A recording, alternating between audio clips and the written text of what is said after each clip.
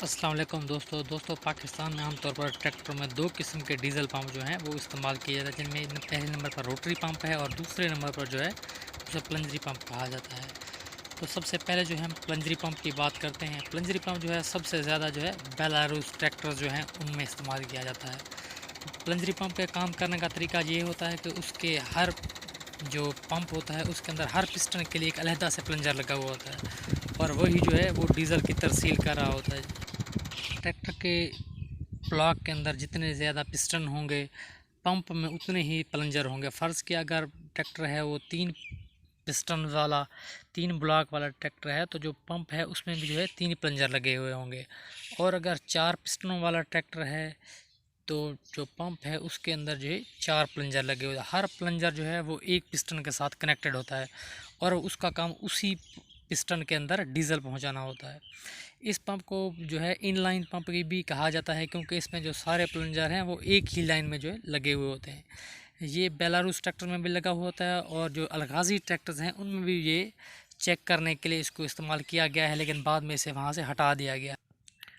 चूँकि हर पिस्टन के लिए जो एक प्लंजर अलहदा लगा हुआ होता है तो फिर इसलिए इस पंप का जो है वो प्रेशर भी बहुत ज़्यादा होता है। ज़्यादा प्रेशर होने की वजह से इसमें पावर भी ज़्यादा पैदा करता है और टार्क भी ज़्यादा पैदा करता है।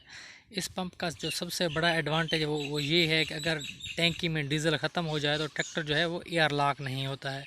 इसमें एक फ़िल्टर लगा होता है, उसमें से बस हवा निकालो और जो ट्रैक्टर है वो दोबारा काम शुरू कर देता है। प्लंजरी पंप जो है इसमें लीकिंग का कोई भी इशू नहीं होता है और ये बिल्कुल ही खुश्क पंप होता है और जो इसकी मरम्मत है वो भी कम होती है। प्लंजरी पंप के अंदर जो सबसे ज़्यादा मसला आता है वो उसकी टाइमिंग का होता है।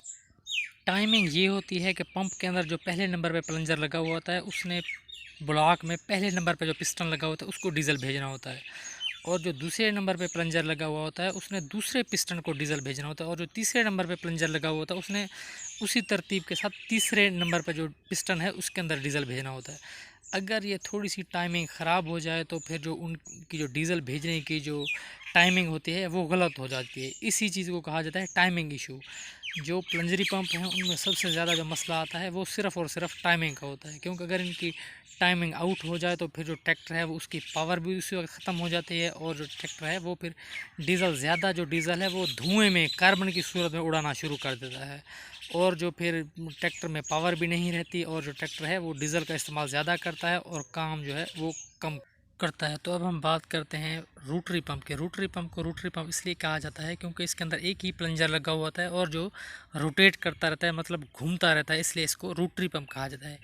ये पाकिस्तान में सबसे ज़्यादा इस्तेमाल होने वाला पंप है क्योंकि जो पाकिस्तान में अलगाज़ी ट्रैक्टर का जो प्लांट है वो सबसे ज़्यादा जो है वो यही पंप इस्तेमाल करते हैं, चाहे वो फीड 640 हों, 480 हों, अलगाज़ी हों, जितने भी ट्रैक्टर हैं, चाहे 375 385, सब में जो है रोटरी पंप इस्तेमाल किया जाता है।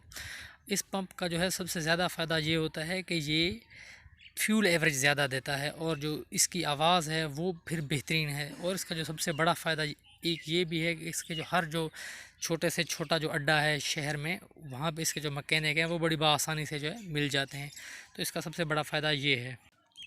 रोटरी पंप को नॉइज़लेस पंप भी कहा जाता है क्योंकि इसकी जो वाइब्रेशन है वो बहुत कम होती है और इसको ऑपरेट करने के लिए, ख़ुद को ऑपरेट करने के लिए जो ट्रैक्टर से पावर चाहिए होती है वो भी काफ़ी कम पावर की ज़रूरत होती है।